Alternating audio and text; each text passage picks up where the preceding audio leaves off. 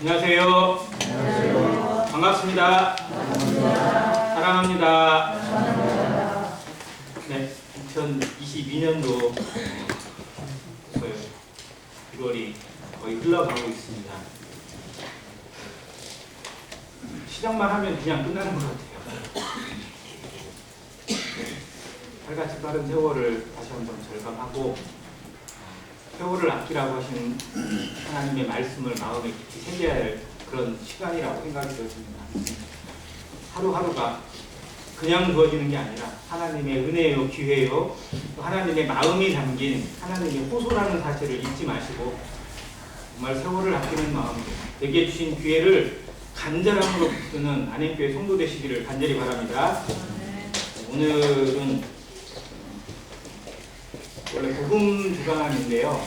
지금 원래 나오던 것들은 많이 나오지 않아서 마음에 좀 무거움이 좀 있지만 그래도 복음의 말씀을 통해서 성도들도 한번 생각하고 또 마음을 다시 한번 잡는 그런 기회가 되고 아직도 구원받지 못한 영혼이 있다면 정말 자신의 삶에 대해 생에 대해서 하나님의 뜻에 대해서 한번 좀 고민하는 그런 시간이 되기를 간절히 바랍니다.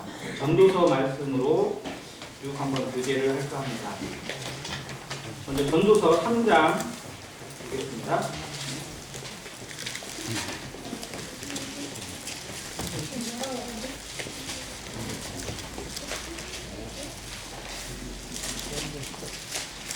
전도서 3장 1절부터 3절까지 먼저 좀 읽겠습니다. 전도서 3장 1절부터 3절까지 같이 읽겠습니다. 시작!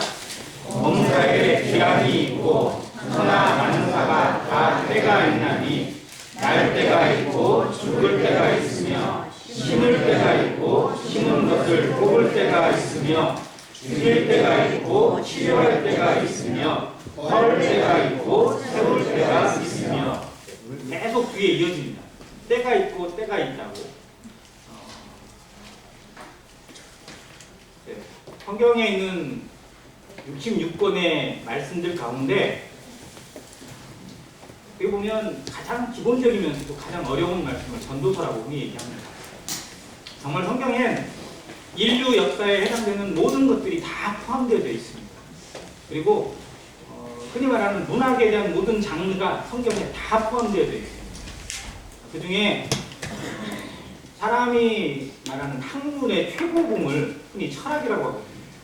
그래서 철학자 하면 왠지 고상해 보이고 뭔가 좀 사람이 좀 깊어 보이고 뭐 이런 느낌을 좀 받는데 성경의 철학서가 뭐냐면 전도서입니다. 근데 세상이 말하는 즉 철학자들이 얘기하는 철학은 실상은 다 물음표예요. 결론이 나야 안 나요? 네. 그냥 다 물어보는 거예요. 자, 이랬는데 어떨까? 이게 맞냐? 이게 맞을까? 뭐 이걸로 끝나요. 이 철학의 한계에 대한 뭔가 깊이 고상하니까 뭔가 생각하고 고민하니까 뭔가 있기는 있을 것 같은데 답을 찾기는 대단히 어렵다는 거예요. 그런데 성경에 나와 있는 전도서의 말씀은 결론을 내려주고 있습니다. 아니 전도서는 실제로 완전한 결론을 내린 건 아니에요. 왜냐하면 전도서의 한계가 뭐냐면 뒤에 나오지만 해 아래에 있는 것이 해 아래에 있는 것. 즉 이 세상 아래에 머물러 있는 것에서는 어떻게 보면 끝이 없어요. 완전한 해결이 없어요. 그래서 하나님이 주신 새로운 해결책을 찾아야 된다는 겁니다. 하나님은 그걸 보여주셨어요. 그래서 전도서를 통해서는 인생의 문제가 뭔지, 세상에 살아가는 삶이 어떤 것인지를 고민하게 하고 그 해답이 어디에 있는지를 고민해 보라는 겁니다. 생각해 보라는 겁니다. 하나님이 보여주신 말씀을 찾아보라는 겁니다. 자, 이제 11절 보겠습니다. 11절. 하나님이 모든 것을 지으시되 때를 따라 아름답게 하셨고 또 사람들에게는 무슨 마음을? 영원을 사모하는 마음을 주셨느니라. 그러나 하나님이 하시는 일의 시종을 사람으로 측량할 수 없게 하셨도다.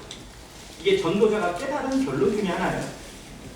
하나님이 모든 것을 지으셨어요. 그리고 때를 따라 아름답게 지으셨습니다. 정말 저 자연 만물을 바라보고 그리고 들을 바라보고 산을 바라보고 강물을 바라보고 그리고 높은 어떤 그런 어디든지 바라보는 사람들이 정말 느끼는 게 뭐냐? 한결같이 정말 멋있다, 정말 아름답다, 정말 말로 표현할 수 없을 만큼 아름다움을 이 자연에서 느낍니다. 하나님이 주신 만물에 사람이 그토록 훼손하고 그토록 엉망진창으로 만들어 놓고 했는데도 불구하고 자연은 다시 회복하는 능력이 있어요. 그래서 다시 아름다운 것을 보여주고 그곳에서도 꽃이 피어나게 하고 그곳에서도 열매를 거두게 합니다. 하나님이 지으신 생명의 능력입니다. 인간으로 살아가게 하시고 인간으로 하나님을 알 수 있는 길을 주시기 위해서 이 모든 자연을 주셨습니다. 그 모든 자연 속에서 하나님의 뜻을 깨닫기만 하면 되는데 오히려 사람들은 그걸 보면서 어떻게 하면 돈 벌까? 어떻게 하면 써먹을까? 어떻게 하면 내 것으로 만들까라는 고민만 하고 있으니까 정말 인생이 피폐해지고 어려워지는 것입니다. 하나님의 뜻을 찾기만 하면 거기에 평강이 있고 기쁨이 있고 찬양이 있고 감사가 있음을 우리가 압니다. 그래서 성도들도 자연 속에서 정말 그 아름다운 자연을 때로는 봐야 됩니다. 누려야 돼요. 경험해야 돼요. 높은 산에도 올라가 보고 깊은 골짜기도 들어가 보고 그러면서 하나님이 이 자연 속에서 무엇을 보게 하시는지 무엇을 느끼게 하는지 배워보는 시간이 되면 정말 좋겠습니다. 코로나가 빨리 끝나서 성도들도 좀 야외 예배도 가고 어디도 좀 가서 자연도 좀 보면서 같이 찬양도 하고 그런 시간이 더 있었으면 정말 좋겠습니다. 같이 기도해 주시기 바랍니다.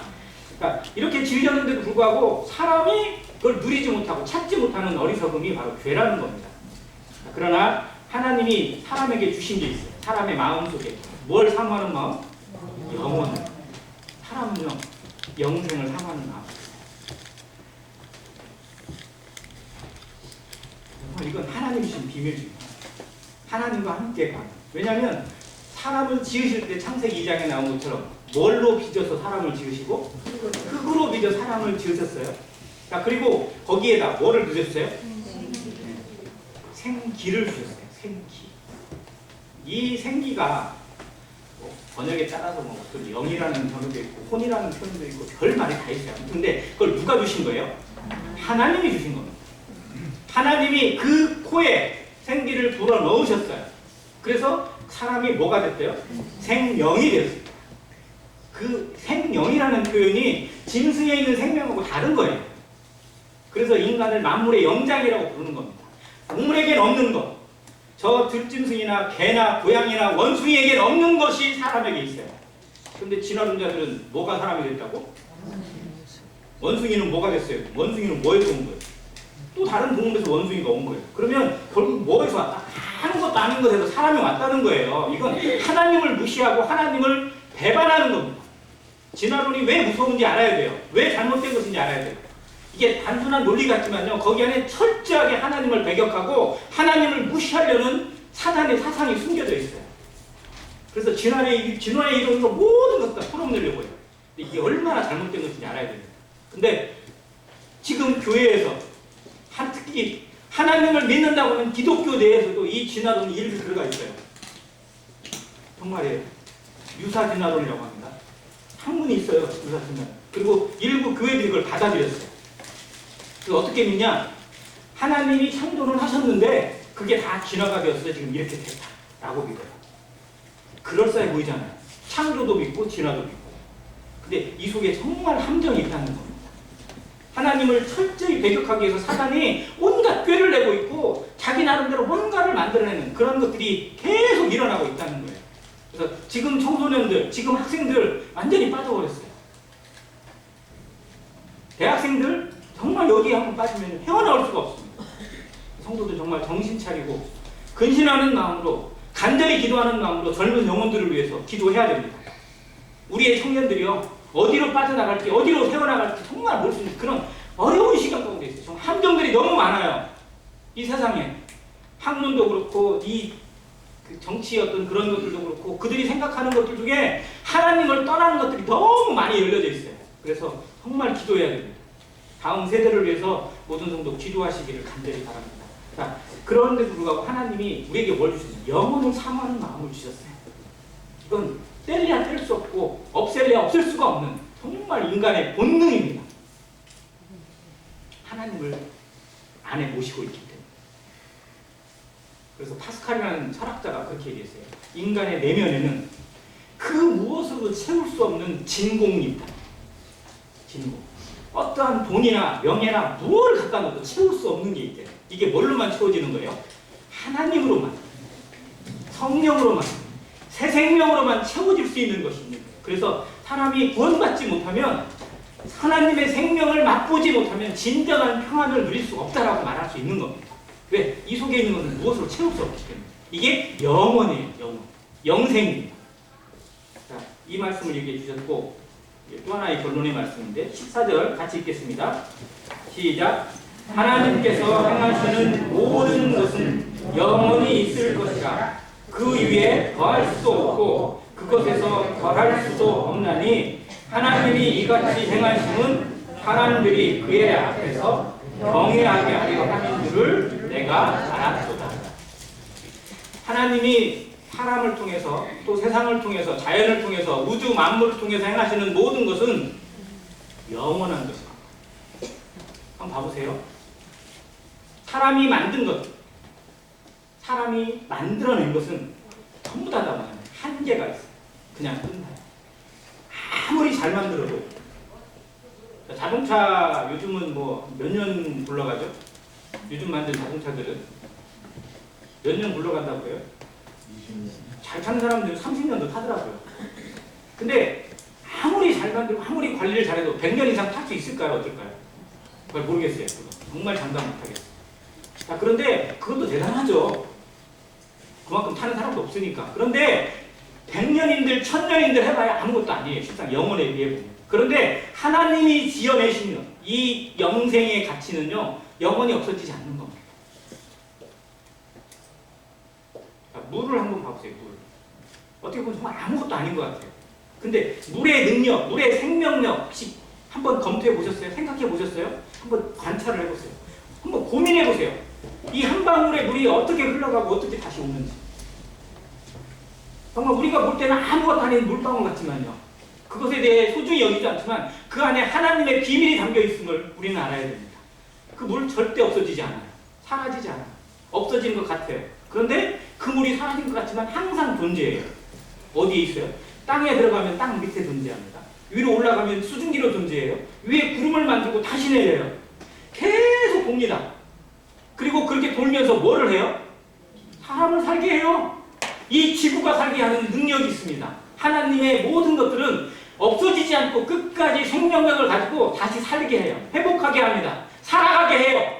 그런데 인간이 만들어낸 모든 것들은 파괴해요.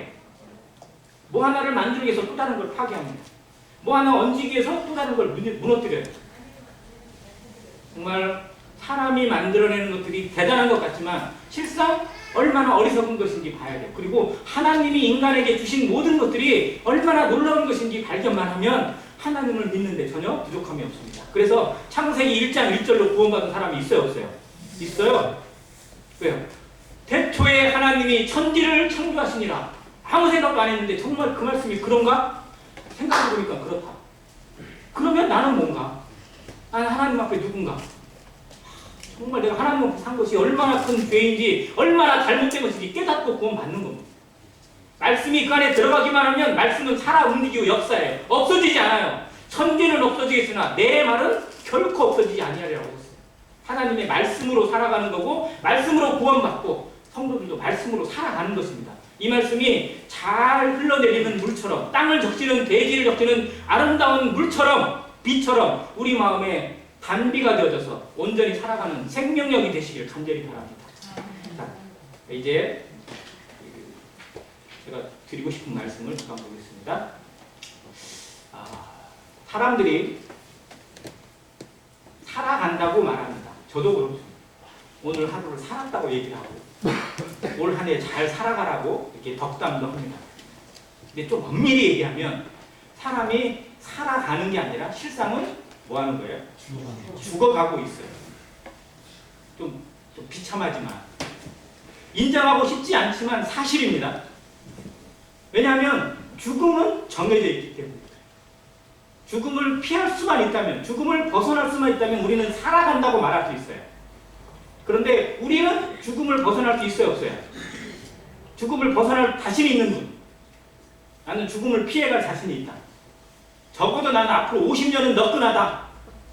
여기 있는 20대들이나 이럴 때는 그렇게 말할 수 있어요. 그런데 누구도 그렇게 말할 수 없다는 겁니다. 수많은 인생들이 죽음을 벗어내 보려고, 죽음에서 자신을 자유롭게 해보려고 온갖 것을 다 들여봤지만, 온갖 것을 다 이용해봤지만 안 됐어요. 팝 황제가 누구죠? 팝의 황제, 마이클 잭슨이라고 흔히 얘기합니다. 정말 뭐 대단한 사람이고, 뭐 춤도 멋있고, 얼굴은 좀 별로지만, 아무튼 근데 마이클 잭슨이 혹시 몇 살에 죽은지 아세요? 몇 살? 네, 저보다 조금 더 먹은 55인가에 죽었어요.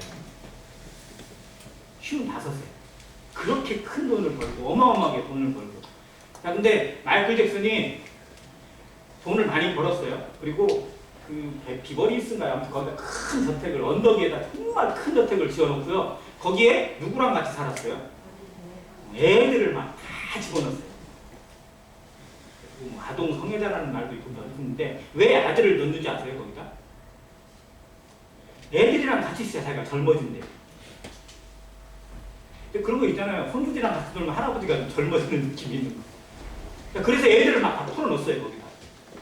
그리고 그 안에 공기를 뭘로 채워놨냐면요. 히말라야에서 공기를 수입해왔어요.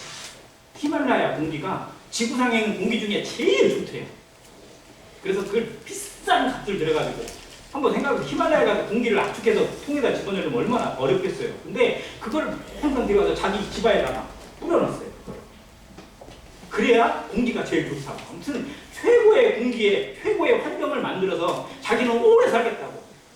그렇게 살았는데 55살에 죽었어요.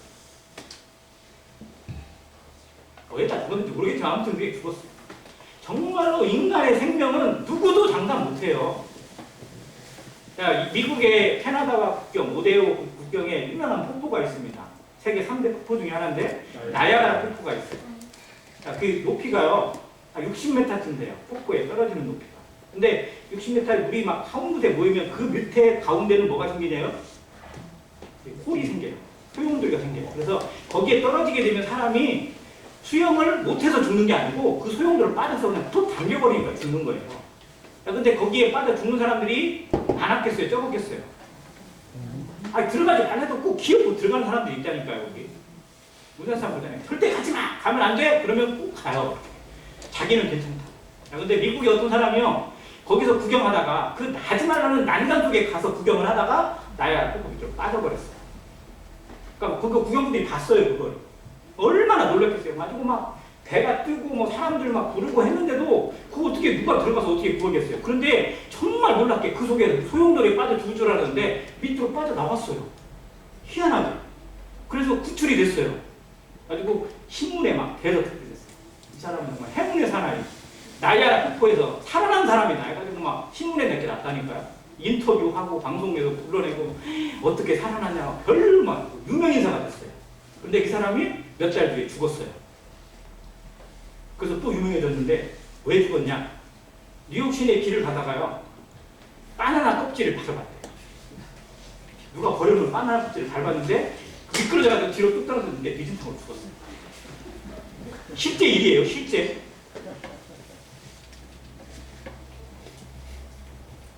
사람의 생사는 자기가 자신 하는 게 아닙니다. 누구도 알 수 없는 거예요. 자, 광주의 아파트의 그 공사장에서 그분들이 거기서 그게 무너질 줄 알았으면 거기서 일했겠어요? 세월호가 그 바다에서, 진도 앞바다에서 침몰될 줄 알았으면 그 학생들이 거기에 탔겠냐고요. 누구도 알 수 없는 일입니다. 내게 닥쳐오는 일에 대해서 사람이 알고 싶어하고 알려고 노력을 하지만 그러나 하나님이 정하신 건 아무도 알 수 없습니다. 그게 인생의 한계예요. 그래서 인생은 살아가는 게 아니고 죽음을 향해서 가고 있습니다. 이걸 인정해야 돼요. 그리고 내 인생에 언제 죽음이 찾아오는지 아무도 알지 못하기 때문에 겸손하게 하루하루를 감사함으로 살아가는 것이 지극히 합당합니다. 이게 하나님 앞에 합당한 거예요. 자, 그러면 하나님이 그런 것을 통해서 무엇을 배우게 하십니까? 살다가 죽을 거고 그게 끝이라면 인생이 얼마나 허무하냐 이거예요. 그런데 알아야 됩니다. 인생은 배워야 돼요. 자, 삶의 기회가 왜 있는지, 죽음을 왜 맞이하게 되는 것인지, 죽음 뒤에는 과연 무엇이 있는지, 사람이 아무리 이 세상이 험악하고 바쁘고 하루하루가 험들다 하더라도 한 번쯤은 고민해야 돼요. 그래서 인생의 지혜자는 뭘 고민합니까? 죽음에 대한 준비를 하는 것입니다. 준비해야 돼요, 사람. 그래서 노후 준비도 해야 되고, 뭐 현재 일에 대한 준비도 해야 되고, 애들에 대한 자녀 교육을 어떻게 할 것인지 준비도 해야 돼. 여러 가지 계획을 세우고 나름대로 방법도 찾아봅니다. 그런데 정작 무슨 준비를 안 해요? 죽음에 대한 준비를 안 해요. 그건 필요 없다고 생각해요. 그런데 진짜로 필요한 준비가 바로 죽음에 대한 준비입니다. 지혜로운 사람은 이걸 준비해요. 죽음에 대한 준비를 하면서 어른들이 준비한 게 하나 있어요. 뭘 준비해놓죠? 자녀들한테 얘기해요. 나 이거 준비해놨다? 수의 준비해놨다고 그래요. 수의도 준비하는 분들도 나름대로 지혜로운 거죠. 그런데 수의를 준비하면 어쩐다고 하죠? 오래 쓰는데. 그래서 준비하는 거예요, 실상은. 그런데 그거는 이 육체고, 진짜 죽음에 대한 준비는 수의를 준비하고 장례식장을 준비하고 뭐 상료를 가입하고 이 준비가 아니라 진짜로 내 영혼은 어떻게 되는가를 생각하고 그것에 대해서 하나님의 말씀 앞에 자신을 비춰보는 것이 진짜 준비라는 겁니다. 자, 수많은 그 철학자들이나 이런 사람들이 죽음을 고민을 했어요. 그리고 그들은 정직했습니다.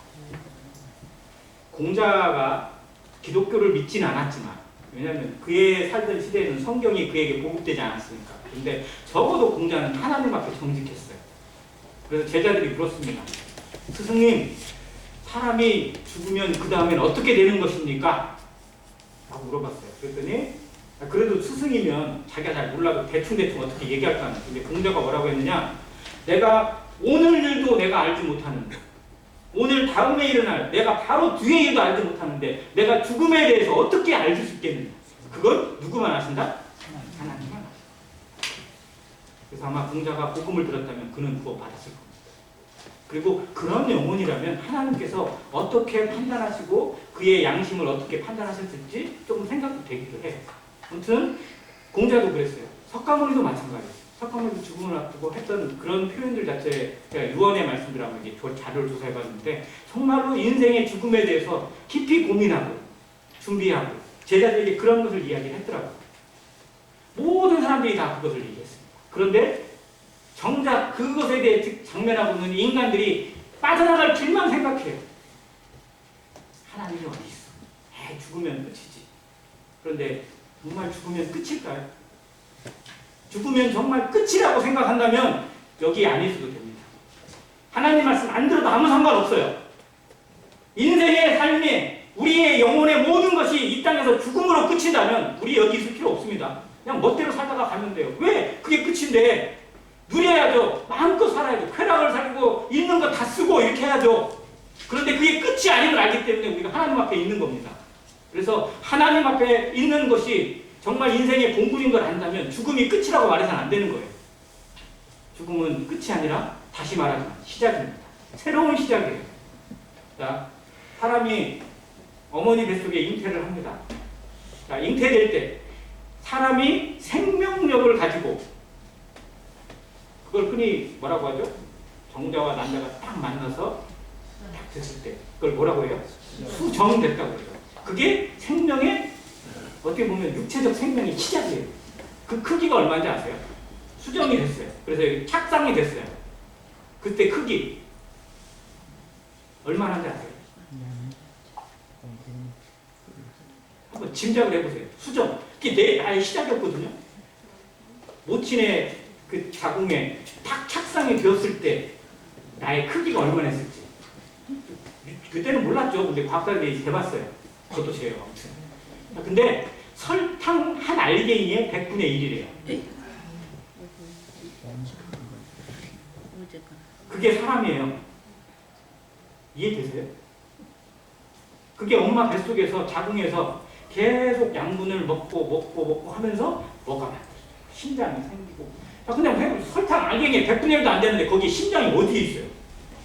눈이 어디 있고 코가 어디 있고 혈관이 어디에 있고 손톱 발톱이 어디에 있는지 어떻게 알아요? 아무도 몰라요. 그런데 누가 아시는 거예요? 하나님만 아시는 겁니다. 하나님은 그렇게 만드세요. 그렇게 하실 수 있는 분이세요.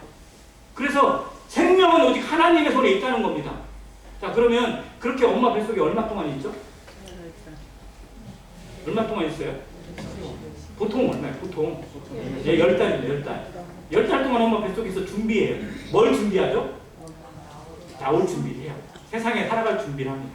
그리고 거기에서 사상에서 그래도 이게 인간이다, 이게 사람이다라는 형체를 갖추고 능력을 갖추고 뭔가 하는 모습으로 세상에 쑥 나와요. 자, 그렇게 해서 세상에 얼마 동안 살죠? 우리 얼마 살아요? 내 맘대로 살지 못하지만 평균적으로 세상에 성경에서는 70, 80 얘기했어요. 근데 지금은 조금 더 늘어났다고 얘기하더라고요. 근데 지금 몇 세 시대? 100세 시대라고 얘기합니다. 자, 그럼 100년을 한번 기준해 볼게요. 엄마 뱃속에서 10달이 결국 뭘 준비하는 거예요?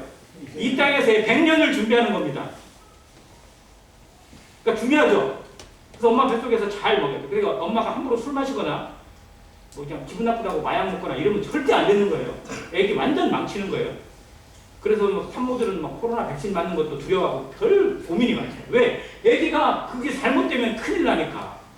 자, 그래서 이 엄마 뱃속 자궁에서의 10개월이 이 땅에서의 100년을 책임지는 거라면요, 이 땅에서 100년은 결국 뭘 준비하는 건지 생각해야 돼요. 우리가 왜 100년이라는 시간을 허락하셨는지. 어떤 사람은 50년, 어떤 사람은 30년에 죽을 수도 있고요, 어떤 사람은 정말 일찍 갈 수도 있어요. 그런데 그 시간을 주신 이유는 뭐냐면 영혼을 준비하는 시간을 주신 겁니다. 기회를 주시는 거예요. 하나님과 걸 영원한 시간을 준비하는 시간이 바로 여기에 있는, 내가 살아가고 있는 지금 이 시간입니다. 하나님 앞에 만날 준비를 하고, 하나님 앞에 평가받을 준비를 하고, 하나님 앞에 설 준비를 하는 겁니다. 자, 영혼은 계산이 돼야 안 돼요. 계산할 수가 없습니다. 인간의 머리로 계산이 안 되는 것이 바로 하나님의 시간입니다. 하나님의 시간에는요, 1000년이 얼마 같고? 하루 같대요. 1000년이 하루 같으면 도대체 하나님의 시간표는 우리의 머리로 상상이 안 되는 거예요. 자, 여러분의 가지는 돈들을 한번 계산해 보세요. 좀 있는 분들 얼마 보통 얘기하죠? 얼마쯤 있으면 부자예요? 별로 생각이 별로 안 해요. 얼마쯤 있으면 부자라고 얘기할 수 있어요? 우리나라에서 한 20억 있어야 돼요? 50억은 있어야 돼요? 천지에 가야겠는데. 자, 아무튼 기준이 있어요. 그래서 이 정도면 부자겠구나 뭐 이렇게 생각을 해요. 자, 그런데 경 아세요? 경? 한 1경이 있으면 도대체 어느 정도일까요? 상상이 되세요? 여기에다가 10,000원짜리로 한번 채우면 어느 정도 되어야 될까요? 자, 이 예배당에 전체로 10,000원짜리를 채우면 경이 될까요? 택도 없죠. 줘도 안 돼요, 이거.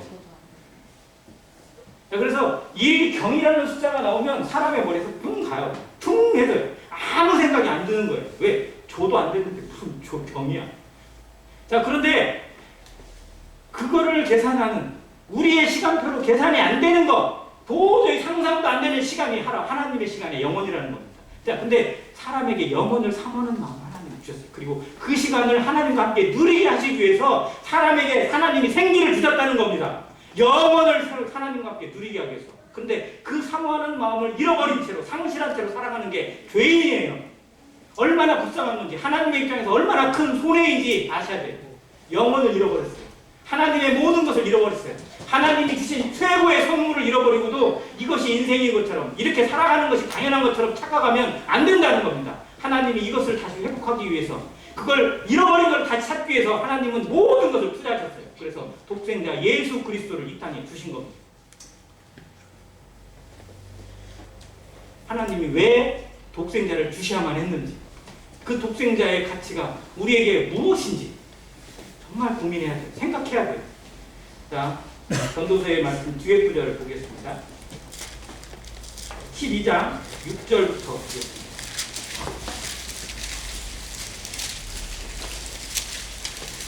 12장 6절과 7절 같이 읽겠습니다. 시작. 은줄이 풀리고 금 그릇이 깨지고 항아리가 샘 곁에서 깨지고 바퀴가 우물 위에서 깨지고 흙은 여전히 땅으로 돌아가고 영은 그것을 주신 하나님께로 돌아가기 전에 기억하라. 아멘. 네. 앞절 6절에 보면요, 다 깨져요. 뭐가 깨져요? 은줄이 풀리고 금 그릇이 깨집니다. 항아리도 샘 곁에서 깨지고 바퀴도 우물 위에서 깨집니다. 자, 이 깨진다는 표현이 뭘까요? 깨지는 건 뭐예요? 파괴되는 거. 죽음을 위한. 인생은 필연적으로 죽음을 만납니다. 한 번 죽은 것은 사람에게 정하신 것입니다. 이건 하나님의 진리예요. 죽음을 벗어날 수만 있다면 마음대로 사셔도 삽니다. 그렇게 하셔도 자격이 있다고 저는 말씀드릴 수 있어요. 물론 그렇게 살아가시지 않겠지만. 그러나 죽음을 피할 수 없다면, 죽음이 인생의 운명이고 결정적인 인생의 한계라는 사실을 안다면 적어도 겸손하게 하나님 말씀을 드려야 돼요. 하나님이 정하신 것을 깨닫는다면, 하나님이 인생에게 주신 것이 죽음이라는 것, 그리고 죽음 뒤에 무엇이 있는지를 하나님이 보여주셨다면 생각해야 돼요. 그 앞에 겸손하게 들어야 됩니다. 그래서 6절에서는 죽음을 경고합니다. 깨져요. 다 파괴돼요. 다 사라져요. 그런데 7절에 흙은 여전히 뭘로 돌아가고? 땅으로 돌아갑니다. 자, 이 흙은 뭐예요? 육체입니다. 육체. 사람은 흙에서 왔어요. 너는 흙이니 흙으로 돌아갈 것이니라 라고 아담에게 말씀하셨어요. 여기서도 그래요. 흙은 여전히 뭘로 돌아가요? 땅으로 돌아갑니다. 그래서 사람이 죽으면 땅에 묻는 거예요. 태우든지 뭐하든지가 다시 땅으로 돌아가요. 흙으로 돌아갑니다. 왜? 거기서 왔으니까 거기로 가요. 그런데 무엇은? 영은 누구에게로? 하나님. 근데 하나님을 뭐라고 표현했어요? 그것을 주신 분으로 표현했어요. 자, 영은 누구에게 받은 거예요? 하나님에서 받은 겁니다. 하나님의 것이에요. 그러니까 받은 대로 돌아갑니다. 그래서 할아버지가 죽었다고 해요? 돌아가셨다고 해요? 돌아가셨다고 해요. 돌아가셨다는 표현이 뭐예요? 리턴이에요, 리턴. 온 데에서 왔다가 다시 그곳으로 가는 겁니다. 이게 돌아간 거잖아요. 여러분 집으로 가세요, 안 가세요? 끝나면 가잖아요. 내가 집에서 왔으니까 집으로 가요. 마찬가지예요. 인생은 다시 돌아가는 겁니다. 흙에서 온 이 육체는 다시 흙으로 돌아가게 되어 있어요. 그게 100년일지 70년일지 아니 더 오래 살아서 120년일지 시간이 중요한 게 아니고 돌아간다는 것입니다. 그러면 그 돌아갈 때 그 안에서 분리되어 있는 이 영혼은 어디로 가요? 하나님께로 갑니다. 하나님께. 자, 그런데 이 육신이 분리되어지면 육은 죽어야 안 죽어요? 이게 죽음이에요. 이게 1차적인 죽음은 아주 기본적인 겁니다. 뭐예요? 우리의 가장 본질인 영혼을 둘러싸고 있는 껍데기예요. 껍데기가 분리되는 겁니다.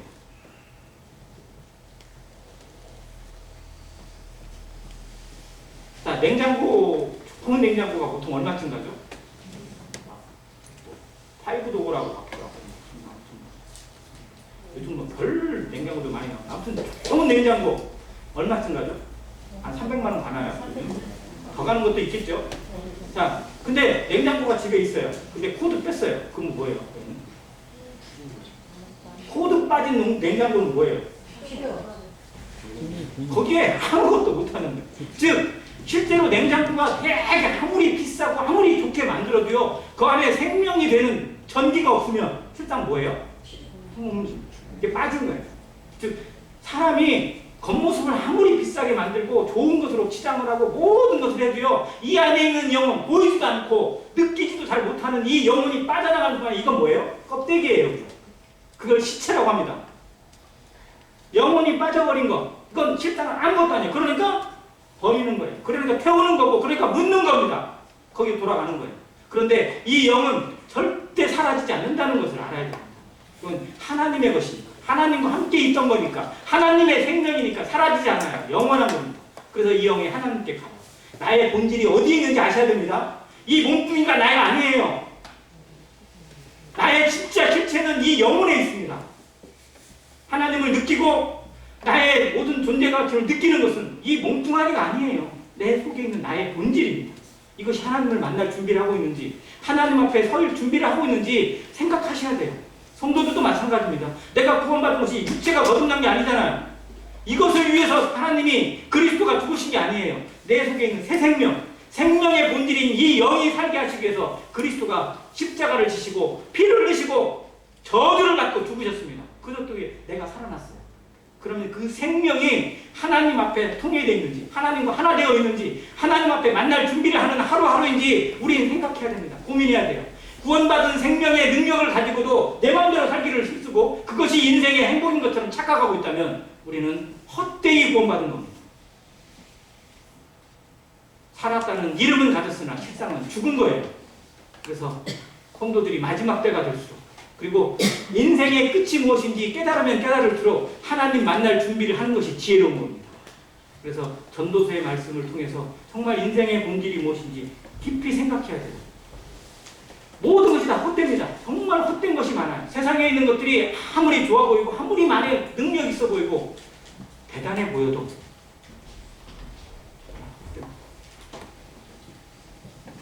그걸 붙잡으려고 정말 갖은 노력을 하고 온갖 것에 대해서 참았던 사람들이 그것이 헛되다고 느끼는 순간에 결국 택하는 길이 정말 절망입니다. 그래서 오히려 많이 누리고 어마어마한 것을 가졌던 사람이 오히려 자살하고 자기 인생을 허무하게 끝내는 경우들을 우리가 봅니다. 우리에겐 그들이 가지지 못한 것이, 그들이 알지 못하는 것을 가지고 있습니다. 그리고 인생은 그걸 알아야 돼요. 사람의 생명이 이게 전부가 아니라는 것. 하나님이 우리에게 이 생명을 주신 것입니다. 모친의 뱃속에서 생명을 10개월을 준비시켜서 이 땅에 100년의 시간, 70년의 시간을 살게 하신 것은 깨달으라는 겁니다. 이 인생이 생각하고 기회가 있는 그 기간 동안에 하나님이 인생에 주신 기회가 무엇인지, 뜻이 무엇인지, 하나님이 나를 태어나게 하신 이유가 무엇인지, 하나님이 나와 같은 자에게 생명의 기적을 주신 것이 얼마나 대단한 것인지, 그렇다면 그걸 헛되이 보내지 않고 그 기간을 통해서, 그 시간을 통해서 하나님의 뜻을 깨닫고 하나님과 함께 일하고 하나님과 함께 동역하는 즐거운 시간들을 누리게 하시고 그걸 영원히 누리게 하시기 위해서 우리에게 보여주셨다는 것. 자, 계속 이런 확률을 말씀드려봐야 의미가 없지만 아무튼 그래도 내가 이 모습으로 어머니의 뱃속에서 생명력으로 태어나게 되는 확률이라고 얘기합니다. 몇 분의 몇이라고 얘기를 해요? 네? 한번 생각해 보세요. 얼마나 많은 생명력이, 얼마나 많은 그 정자가 실상은 어떻게 보면 그 중에 하나가 나로 분신되어져서, 나로 변화되어져서 이렇게 이 모습으로 살게 하시잖아요. 그러면 내가 아닌 기회들이 얼마나 많이 있었어요. 실제로 뭐 이 기회를 누가 따지는 게 로또 복권은 아무것도 아니라고 얘기하더라고요. 그러면 내가 생명을 가진 것이 정말로 어마어마한 축복이고 어마어마한 기적이라는 사실을 인생은 알아야 됩니다. 그리고 그 기회를 하나님이 주신 이유가 무엇인지 생각해야 돼요. 적어도 부모가 나를 통해서 나에게 생명을 주고 양육하고 교육시키고 가르치고 때리고 뭐 하는 모든 이유가 결국은 사람답게 살기 위해서인데, 그러면 하나님이 우리에게 생명을 주신 이유는 무엇인지 기억해야 돼요. 그래서 전도서에서 어떤 말씀이 이렇게 있겠습니다. 10장에 그렇게 기록을 했는데요. 11장 9절에 보면 이렇게 있어요. 청년이여 내 어린 때를 즐거워하며 내 청년의 날들을 마음에 기뻐하여 마음에 원하는 길들과 내 눈이 보는 대로 행하라. 이건 멋대로 살라는 것처럼 들려져요. 네가 할 수 있는 것들 한번 해봐라. 멋있게 살아봐라. 그러나 하나님이 이 모든 일로 말미암아 너를 뭐 할 줄 알라? 심판하실 줄 알라. 하나님은 모든 것을 다 아십니다. 보십니다. 그리고 판단하십니다. 그리고 최후에 심판하십니다. 한 번 죽는 것은 사람에게 정하신 것이요. 그 후에는 뭐가 있어요? 심판이 있습니다. 죽음을 피할 수 없다면 무엇도 피할 수 없어요? 심판도 피할 수 없어요. 모든 인생은 다 하나님 앞에 서게 되어 있습니다. 구원받은 성도도 서야 되고 구원받지 않은 죄인도 서야 됩니다. 모든 인생이 이 죽음을 피할 수 없는 것처럼 하나님의 심판을 피할 길이 없습니다. 그렇다면 이 땅에서 살아가는 이 기간 동안 생명이 허락되어지는 이 시간을 통해서 하나님 만날 준비를 하는 것이 참 지혜라는 겁니다. 그리고 하나님은 그 기회를 주셨어요. 하나님을 만날 자격도 없고 기회도 갖지 못하고 뭣도 요구할 수 없는 인생들에게 하나님을 만날 수 있는 길을 열어주셨다는 겁니다. 하나님 앞에 설 수 있는 길을, 하나님 앞에 나아갈 수 있는 기회를 주셨어요. 그것이 뭐예요? 믿음이라는 겁니다. 예수 그리스도를 주심으로 말미암아 그리스도의 생명을 이 땅 가운데 부어주시고 그 보혈을 말미암아 죄를 사하시는 권세를 주시고 그 능력으로 모든 인생이 하나님 앞에 설 수 있는 기회를 주셨어요. 그래서 예수 그리스도가 죽으실 때, 운명하실 때, 십자가에서 돌아가실 때 뭐라고 하셨다고요? 다 이루었다. 하나님 앞에 인생이 설 수 있는 길을 다 열어놨다. 테텔레스타이라고 외치셨어요. 내가 갈 수 없는 그 길, 내가 이룰 수 없는 그 길을 예수님이 만들어 놓으셨어요. 열어놓으신 거예요. 이게 새롭고 산 길입니다. 새로운 길이에요. 이전에 율법으로 할 수 없는 길, 법으로 할 수 없는 것, 그 무엇으로 할 수 없는 그 길을 예수님의 몸으로, 예수님의 생명으로 하나님의 모든 것을 담아서 사람들을 위해서 내어주신 거예요. 새로운 길입니다. 그리고 살아있는 길이에요. 산 길이에요. 그 길을 우리가 부여받았습니다. 그 길을 들었어요. 그 길을 배우게 됐어요. 그걸 믿으라는 것, 그걸 감사함으로 받으라는 것, 그걸 알려주는 것, 그걸 들려주는 것이 하나님이 복음에, 하나님이 이 땅에 허락하신 선물입니다. 하나님의 생명을 우리에게 주셨어요. 하나님의 앞에 나아갈 수 있는 길을 주셨어요. 멋대로 살아가고 죄로 살아가고 죄가 전부인 것처럼 착각하고 살아가는 더러운 인생, 구더기 같은 인생, 벌레 같은 인생을 하나님 끝까지 사랑하시고 기회를 주셔서 말씀 앞에 돌아오게 하시고 말씀을 듣게 하시고 그 말씀이 그의 생명에 깊이 박히게 하셔가지고 깨닫게 하시는 거예요. 나 같은 자도 사랑하시는구나. 나 같은 자도 구원하시는구나. 나 같은 자도 하나님 앞에 이 구원받을 수 있는 길을 주셨구나. 감사합니다. 그걸 듣고도 깨닫지 못합니다. 그 하나님을 듣고서도 여전히 내 길을 고집하고 있다면 답이 없어. 정말 기회를 걷어차는 어리석은 인생이 되지 않기를 간절히 바랍니다. 이건 기회입니다. 다시 없는 기회고 다시 없는 선물입니다. 하나님이 이 해 아래에 있는 것들을 보게 하셨어요. 다 헛된 것들입니다. 돌아보세요. 인생 한번 돌아보세요. 70년이든 80년이든 돌아보면 정말로 인생이 얼마나 헛된지 깨달아요. 그런데 그 헛된 가운데서 정말 헛되지 않은 것을 보게 하시고 헛되지 않은 인생으로 살게 하시고 헛되지 않은 인생으로 나를 세워주신 하나님, 정말 인생의 본질이 무엇인지 깨닫게 하시고 참 즐거움이 무엇인지 인생의 가치가 어디에 있는지를 누리게 하시는 이 하나님 앞에 감사하는 것이 마땅하지 않겠습니까? 그분 앞에 나와서 예배드리고 그분 앞에 엎드려서 감사하고 그분의 뜻을 순종하며 살아가는 것이 지극한 도리가 아니겠어요? 그 인생의 도리라고 합니다. 도리. 부모에게 받은 은혜를 생각하며 도리를 하는 것이 호돌아가는 것처럼 하나님에게 받은 은혜를 생각하고 그대로 하는 것이 하나님 앞에 효도하는 것이요 하나님을 경외하는 것입니다. 그 인생을 다시 생각하시고 예수 그리스도를 헛되이 주신 게 아닙니다. 지금도 우리 생명에 기회를 주셨어요.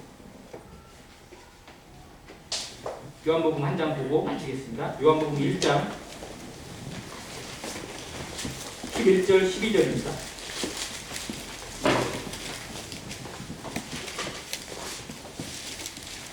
참고로 이 말씀은 제가 구원의 확신을 받은 말씀입니다. 1장 11절과 12절 같이 읽겠습니다. 시작. 자기 땅에 오매 자기 백성이 영접하지 아니하였으나 영접하는 자 곧 그 이름을 믿는 자들에게는 하나님의 자녀가 되는 권세를 주셨으니. 아멘. 이 말씀으로 하나님의 말씀은 생명입니다. 하나님의 말씀은 영생입니다. 이 영생의 말씀이 여러분의 마음속에 깊이 박혀져서 새 생명으로 새 것으로 하나님의 은혜를 누리고 하나님의 뜻이 세워지고 하나님의 성령으로 살아가는 모든 성도 되시기를 간절히 바랍니다. 구원받지 못한 인생들, 아직도 구원이 무엇인지 정말 의심하고 여전히 의심 가운데 머물러 있는 사람이 있다면 정말 이 말씀 앞에 자기를 들이시기 바랍니다. 생명의 능력을 생각하고 이 땅에서 주어지는 이 기회 동안 하나님의 영혼을 준비하는 시간, 영원히 하나님과 함께 거할 그 날을 준비하면서 고대하면서 기뻐하면서 살아가는 복된 인생 되시기를 간절히 바랍니다. 네, 감사합니다.